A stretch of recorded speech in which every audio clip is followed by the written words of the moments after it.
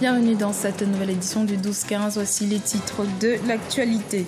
C'est désormais acté au Kenya. La coalition de l'opposition a saisi la Cour suprême pour contester les résultats de la présidentielle du 8 août. L'instance dispose désormais de 2 semaines pour rendre son arrêt qui sera définitif.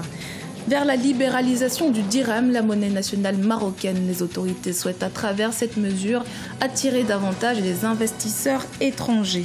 Et puis des violences en République centrafricaine. La situation est particulièrement alarmante dans le sud-est du pays où les heurts entre communautés chrétiennes et musulmanes ont causé la mort d'une centaine de personnes ces derniers mois.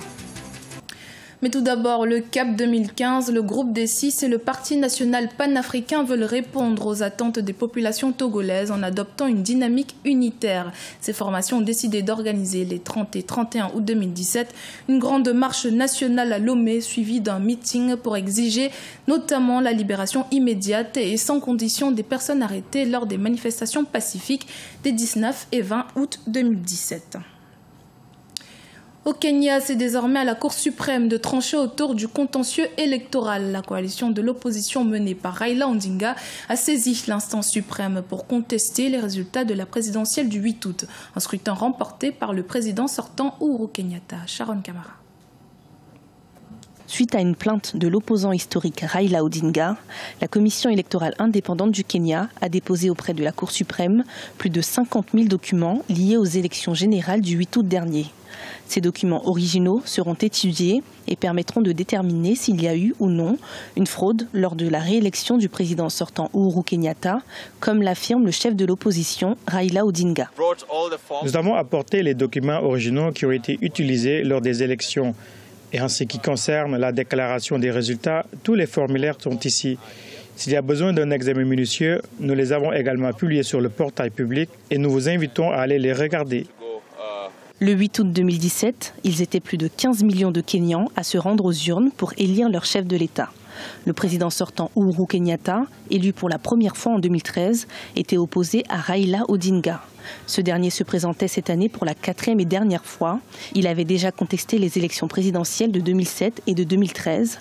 Cette année, il a dénoncé des fraudes qui seraient liées au système de vote électronique et qui auraient été favorables au président Kenyatta. Nous avons décidé de saisir la Cour et de montrer au monde la fabrication d'un pouvoir généré par ordinateur.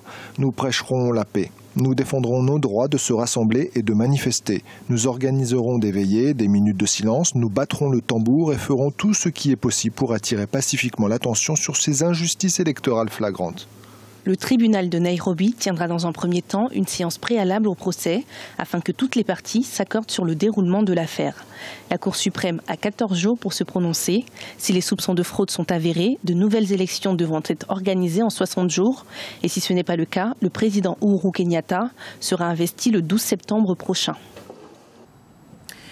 Le dirham, la monnaie nationale marocaine, connaît des évolutions permanentes face à l'euro et le dollar. Le royaume chérifien, qui continue de développer son économie à l'étranger, compte sur la libéralisation de sa monnaie. Objectif: attirer les capitaux étrangers tout en misant sur les exportations, mais aussi le tourisme. Sharon Kamara. Dans le cadre de son développement économique, le Maroc envisage de mettre en place une politique de libéralisation de sa monnaie nationale, le dirham, dans le second semestre de l'année. Au mois d'août 2017, le dirham marocain s'est apprécié de 1,6% par rapport au dollar américain et s'est également déprécié de 1% face à l'euro. En juillet dernier, un dollar représentait moins de 9,5 dirhams, tandis qu'un euro équivalait à 11 dirhams.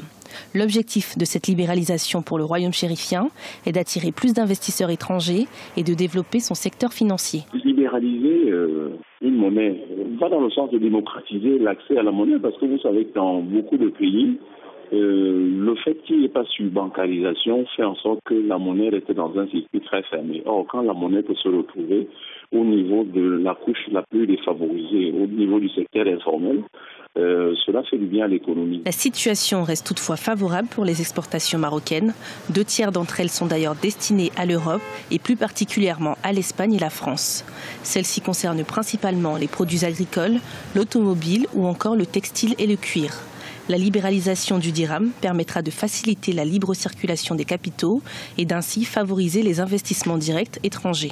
Le principal avantage maintenant, c'est que le plus Le petit opérateur économique peut facilement bénéficier, peut accéder aux services financiers, peut accéder pour ouvrir un compte, peut avoir de nouveaux instruments, par exemple d'accès à la monnaie. Parce que l'inconvénient aussi vient quand même de ce que, vous savez très bien, la monnaie en tant qu'une ressource, si elle est mal gérée, on peut assister à l'inflation. Selon la Banque centrale marocaine, il faudra attendre 15 ans pour une libéralisation totale de la monnaie nationale. Après la timide croissance de 2016, les spécialistes estiment qu'elle sera de 4% en 2017. Des estimations qui se basent notamment sur le retour du royaume chérifien dans l'Union africaine et son entrée imminente au sein de la CEDEAO. Dans l'actualité également, selon la Banque des États d'Afrique centrale, les dépenses effectuées par les 6 États de la CEMAC culminent à près de 3 000 milliards de francs CFA en 2017. D'une enveloppe estimée à 7 000 milliards de francs CFA en 2014, les pays de la CEMAC ont ainsi réduit leurs dépenses publiques de 4 000 milliards de francs CFA. Une baisse qui résulte des mesures d'ajustement budgétaire implémentées au sein des États depuis le déclenchement de la baisse des cours mondiaux des matières premières. En Centrafrique, la situation reste très tendue à Bangassou, dans le sud-est du pays. Le regain de violence entre communautés chrétiennes et musulmanes ces derniers mois dans cette ville a causé la mort d'une centaine de personnes et engendré des milliers de déplacés, notamment vers le Congo voisin. Des affrontements qui aggravent la crise humanitaire dans le pays. Gladys Mwamba. La situation sécuritaire de Bangassou inquiète les humanitaires. Cette ville du sud-est de la Centrafrique, autrefois prisée pour ses diamants, est aujourd'hui le théâtre d'affrontements entre les rebelles musulmans, Séléka, et les milices chrétiennes anti-Balaka. Située près de la frontière avec le Congo, cette ville se dépouille progressivement de ses 35 000 habitants qui tentent de trouver refuge dans des endroits sécurisés pour se faire soigner. Maintenant, il y a la communauté musulmane et une partie de la communauté chrétienne qui s'était réfugiée au niveau des sites catholiques. Voilà, ils n'avaient pas droit, par exemple la communauté musulmane, ils n'avaient pas droit de sortir pour aller se faire soigner à l'hôpital ou dans des centres de santé périphériques.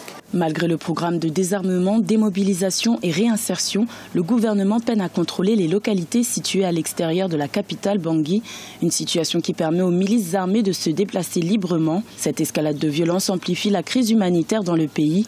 Les déplacements massifs de population ont engendré une perte d'efficacité du système sanitaire.